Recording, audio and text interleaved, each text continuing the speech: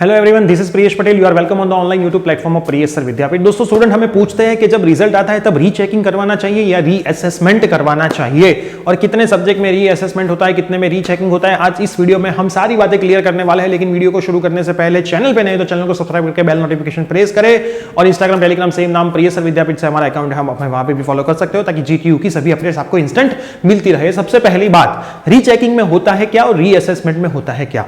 देखो, रीचेकिंग में मोस्टली अगर कोई क्वेश्चन चेक करना रह गया है तो वो चेक होता है।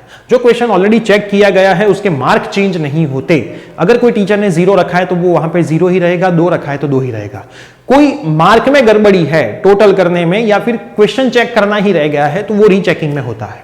और रीअसेसमेंट में क्या होता है, रीअसेसमेंट में बेटा एक्चुअल में क्या होता है कि आपका जो पूरा पेपर है उसमें जो टीचर पुराने वाले थे उसने जो मार्क्स लिए होते हैं वो सब कैंसल आउट कर देते हैं, कोई नए टीचर को पेपर चेक करने को देते हैं, और नया टीचर अपने आप सभी क्वेश्चन को वापस चेक करता है और मार्क रखता है, और वो टीचर जो मार्क रखता है वो वहां पे काउंट होते हैं, वो वहां पे काउंट होते हैं।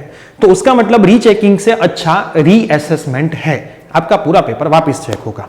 अब रीअसेसमेंट की एक सब्जेक्ट की फीस 250 रुपीज है और 2 सब्जेक्ट की फीस 750 रुपीज है। 2 सब्जेक्ट से ज्यादा में आप रीअसेसमेंट नहीं करवा सकते हैं। तो आप पूछोगे सर मेरे 3 में ATKT आई तो मैं क्या करूं, तो आपको जिस 2 में ऐसा लगता है कि आप पास ही होने वाले थे उसमें रीअसेसमेंट डाल दीजिए, और एक सब्जेक्ट जो आपका बचता है उसमें रीचेकिंग डाल दीजिए। रीचेकिंग के पर सब्जेक्ट की फीस 100 रुपीज होती है।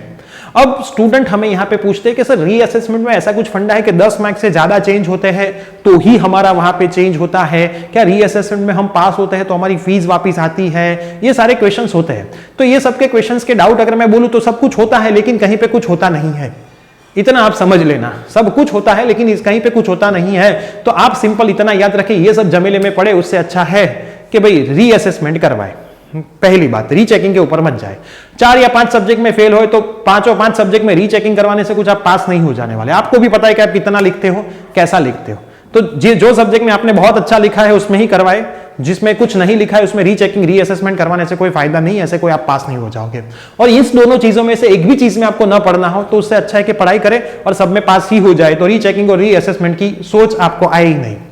अब रीचेकिंग एंड रीअसेसमेंट में अप्लाई कहां से करना होता है, जब आपका रिजल्ट ओपन होता है उसके नीचे ये एक बॉक्स होता है, वहां पे लिखा होता है अप्लाई फॉर रीचेकिंग रीअसेसमेंट।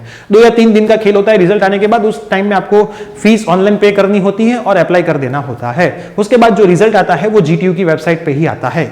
2 या 3 मंथ का टाइम लगता है। अब स्टूडेंट बोलते हैं कि सर आंसर शीट व्यू मैं कैसे करूं, मैं पहले चेक कर लूं फिर अप्लाई करूं। तो आंसर शीट व्यू के लिए अलग से सर्कुलर आता है और उसका कुछ फिक्स नहीं होता कितने दिनों के बाद आता है, जिसमें भी आपको आई थिंक 100 रुपीज भर के आपकी आंसर शीट चेक देखने को मिलती है। मार्क चेंज नहीं होते हैं, वो याद रखना। आंसर शीट व्यूइंग में खाली आपको आपकी आंसर शीट देखने को मिलती है, कोई चेंज नहीं होता कि सर यहां पे मेरे तो 4 आने चाहिए, मेरे ये टीचर ने 2 क्यों रखे हैं। आप उसमें कुछ नहीं बोल सकते हो।